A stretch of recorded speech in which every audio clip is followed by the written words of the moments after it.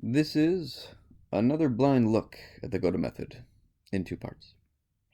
Yeah, it's blind again. Yeah, I didn't do any more research like I said I would. I was busy, probably. Instead, what I did do was thought about it for a while, and eventually my brain started telling me things. That sounds worse than it is. Again, though, it's allowed me to come to many of the same conclusions independent of their influence. I do have to mention, I have no direct affiliation with the GOATA people, no vested interest. I make no money from this, or from any of these videos, or in general, as of recent. But I will say they have been very nice to me in their interactions that we've had, limited as they are. And of course, all of this is just my opinion. I'm not recommending you do any of the things mentioned in these videos. Always consult someone who knows better first. This will be in two videos. In this first one, I'm going to mention the potential value of standing with the feet close together.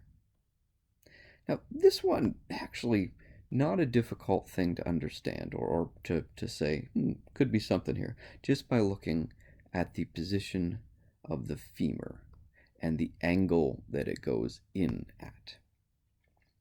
So the knee joint itself, this knee joint all the way here, is lined up in a relative parallel. Yes, we've got some bumpy bits here. We've got condyles on the femur above, and we've got condyles on the tibia below.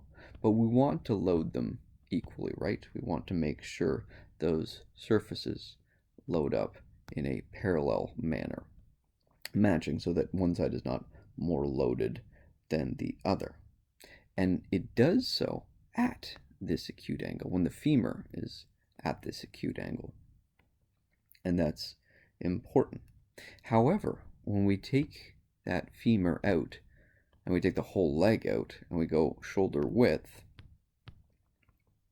or we even go past shoulder width, the femoral angle, it doesn't go away, it's still there. So the surfaces no longer line up in the same way. We tend to get one side more loaded than the other, one side on a bit more compression than the other. Now this is an interesting point because when the knee collapses, and it does tend to collapse fairly often, it mostly collapses inward, so we get change in the angle of these two bones. You've probably seen this before. We call this a Genu valgus position. And this could be because when we change the position of the feet, when we go out to shoulder width or past shoulder width, that femoral angle doesn't go away. Not only that, we've got the weight of the body above still pressing down, and largely that runs through the middle. So, because of that femoral angle, as we translate this force downward, it will still be pushing inward, still be wanting to essentially slip that way, leading to an inward femur and an outward tibia. Again, what we call a Genu valgus position or pattern of strain.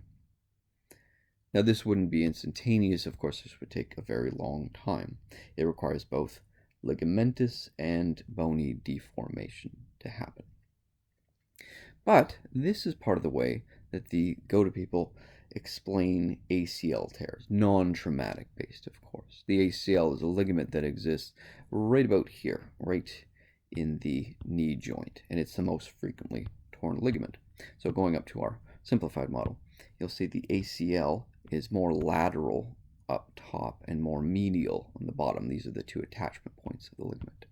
So if you were to harshly drive the lower leg out while the upper part of the leg, the femur, is going in, you would get separation of these 2 points, this point going that way and this point going comparatively that way, comparatively.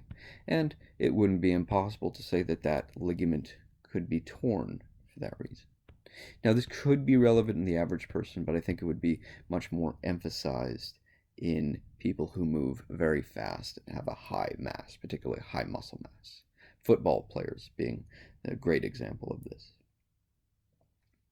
Now, at the same time, we may be able to explain the collapse of the arch of the foot at the same time, because the arch of the foot should be up like that, or closer picture, should be up like that. This is normal. This is what we want to see. This is a healthy foot when we see that arch.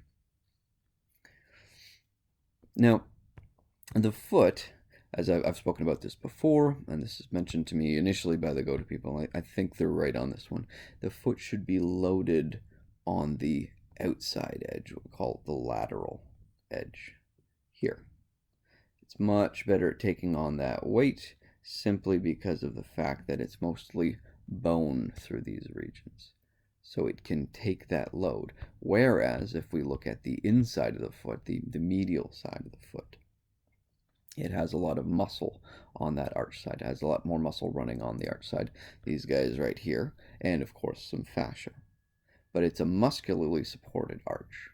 Muscle fatigues. If we load it heavily all the time, we put pressure, we would expect to see it expand outwards, and this is fine for recoil. For snapping back, this is important for setting up the toe position. I'll talk about that. But it's not a great static support.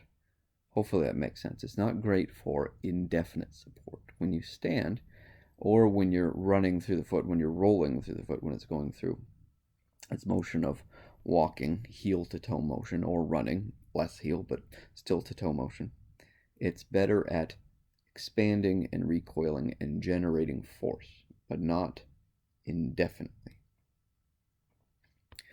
So when we stand with our feet closer together, really simple, easy to understand, we stand with our feet closer together, the weight of the body is translated down very nicely. The weight of the body comes down and we end up on the outside edge of the foot, which means, again, we're loading the bone, which means we're not fatiguing the muscle or overusing it or overstretching the fascia constantly.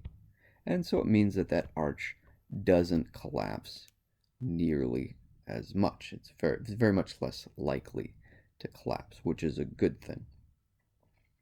Now, that being said, this is as well a reciprocal support for the position of the knee. So when we maintain the arch, when we keep this higher up, not too high, you don't want to go crazy with this, of course, but we prop up the one side, lift that up, it tends to prevent this side from dropping down and in.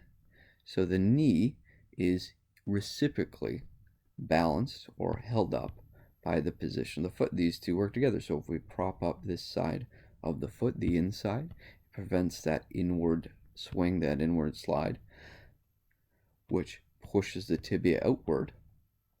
And so this ends up being a reciprocal relation, a related relationship. Now everything is, it always is, but this is a really good example. And in fact, it's one of these really good examples of how we can make good mechanics happen very naturally in the body, how changing the way you do something that's mostly passive like standing can change how you correctly do movements, bigger movements, active movements like walking and running.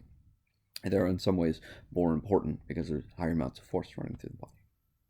Last thing I want to say, I question in this case if the reason we stand more often with our feet apart, with our feet past shoulder width, because most people do that, I question if this is our confused idea of strength. Instinctively, when I look at the feet together position, when I first started looking at it, I viewed it as a weak look. Didn't make any sense because even though I have no reason for this, even though there's no justification, that is what I see when I see the feet together stance. And in fact may be the opposite case, that this is a stronger, more enduring stance. For some equally unknown reason, I see the feet past shoulder width or shoulder width as a strong stance, even though it has no actual combative benefit, it would seem. Perhaps part of this equation is our perceptions of strength. In the next video, we're going to talk about rotation, landing, and smooth, continuous movement with running.